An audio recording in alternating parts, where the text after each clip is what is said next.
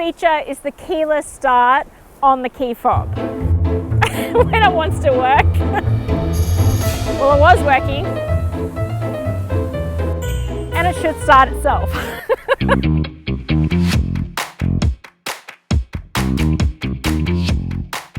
This is the Hyundai Tucson Elite, and it's the mid-spec version for Hyundai's medium SUV.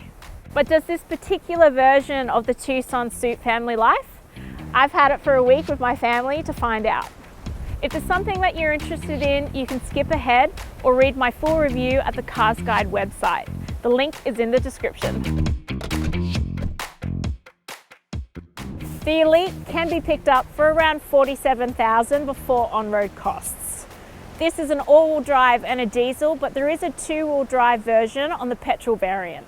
This model has the optional Sporty N Line pack, which adds a few extras like sportier body details, 19-inch alloys, Alcantara and leather seats, and red stitch sports steering wheel, to name a few.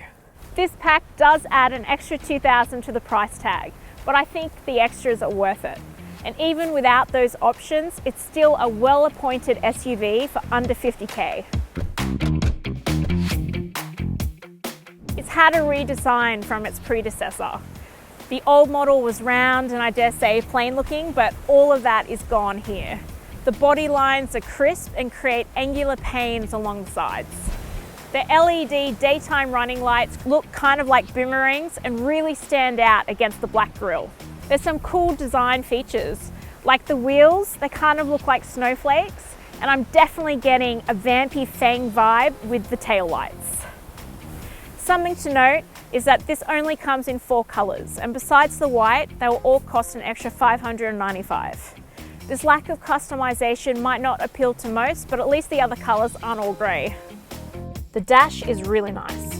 The mixed use of materials from canvas, suedette, synthetic leather, and the piano black have really created a very plush looking design. It feels really cozy in here, and despite the black headliner, it doesn't feel gloomy. It does lack ambient lighting in here though, and you feel that mostly at night, where the cockpit kind of feels like something that's going on a stealth mission. Added lighting could have given the cabin a bit more personality.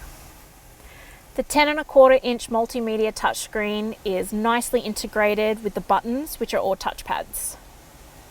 It looks like a proper piece of hardware instead of, an iPad's just been stuck on the dash, like it can on some cars.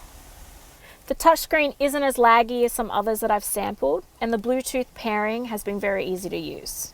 It has wide Apple CarPlay and Android Auto, but I couldn't get them to work. I tried everything, changing my cable, forgetting the Bluetooth connection, but alas, it stumped me. This might not bother some because it does have built-in sat-nav, but it's something to note. The digital instrument panel looks almost secondary to this big multimedia screen. It's clear and crisp, but does have minimal customizations available. This red stitch steering wheel is lovely underneath my hands, and the design just looks really cool. You have buttons instead of a traditional gear shifter, and it did take me a little while to get used to, but I've grown quite fond of them now. There's a wireless charging pad here, but again, I couldn't get it to work. Maybe my iPhone is a bit old, or maybe I just repel technology, I don't know. There's also 2 USB-A ports here, as well as a 12-volt port. The storage up front is pretty good. The glove box and the center console are large, and you also have these cute little storage cubbies here for maybe a phone or a wallet. There are 2 cup holders up front, as well as a bottle holder in each door. There's also extenders on the sun visors, which I always find really useful. The sports seats are very comfortable, and I quite like the suedette and leather perforated look. However, they're a little bit hard to clean.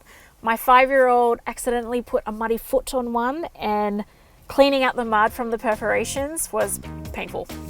I think you should invest in a good car liner or a car seat cover if you have kids or pets that don't handle road trips well, i.e. they tend to spew. There's plenty of head and leg room, and the back seat is quite comfortable. I also like that the middle of the floor doesn't pop up as much as some SUVs, because I think it adds just more comfort for the middle seat passengers. I quite like that the back of the seats have this plastic kick plate, very practical when you have kids. There's mat pockets as well as a drink bottle holder in each door. There's 2 cup holders in the middle armrest, but besides from that, there's no other storage cubbies back here, so it's a little bit bare bones. There are directional air vents, but no air or climate control, that's all up front. You do have 2 USB-A ports back here, which are always handy. There are 2 ISOFIX mounts, as well as 3 top tether child seat mounts. I think with the right car seats, you might be able to fit 3 side by side here. There's still plenty of space for front occupants when a 0 to 4 rearward facing child seat is installed. And I had plenty of space and it was easy to install my harness booster seat too. The boot is large and has a nice height to the lip. With all 5 seats up, you get plenty of space back here, but use the manual levers and pop that back seat down and it more than triples, which is fantastic. Impressively, it has a full-size spare, but you do compromise on not being able to lower this cargo floor mat down.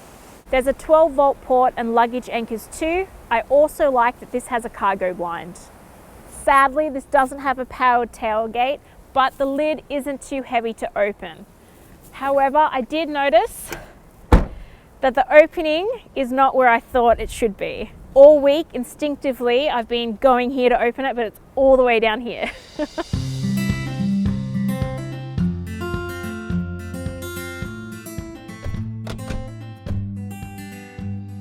This has a 2-litre 4-cylinder turbo diesel engine and an 8-speed auto transmission that makes the engine feel powerful but supple. I was super happy with the driving performance, and going up hills you have plenty of power, so much so that you still feel like you've got power in reserve to keep on going. The driving comfort is a big plus. It's smooth sailing and there's not a lot of body roll. I felt confident going around bends in this. Cabin is also pretty quiet too, which is lovely. I didn't like the lane keeping aids though. I felt like they were just too intrusive and I ended up turning this feature off pretty early on. Parking this was lovely, even in small car parks. The reversing camera is clear and crisp and the sensors feel accurate. And it's not too long that it feels cumbersome either.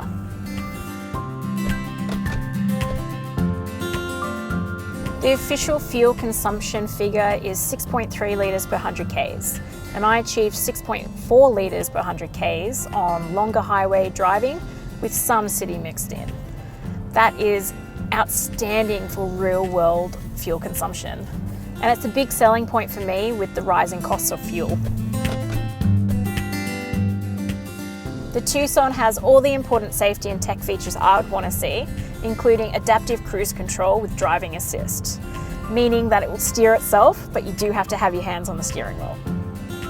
It has curtain airbags that cover the second row, as well as a front center airbag that's starting to appear on newer cars. It has a maximum 5-star ANCAP safety rating from testing conducted in 2021, so it's still fresh. The Tucson comes with 5 years unlimited kilometre warranty, which is standard for the class.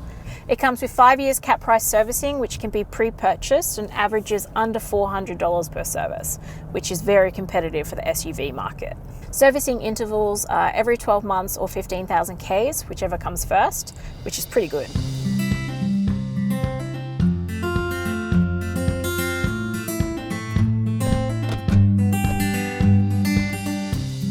I've really enjoyed driving the Tucson Elite N Line with this diesel engine. It has the driving comfort and power I expect from more expensive cars. I think I would want more customizations to make it feel like my own, but that fuel economy is a real highlight and it earns an 8.5 out of 10 from me. My son loved how cool it looked and thought that the multimedia screen looked like a TV, and he gave it a 9 out of 10. If you're after more details, please check out the full review at the CarsGuide website, and don't forget to hit subscribe to stay on top of our latest videos. See you next week.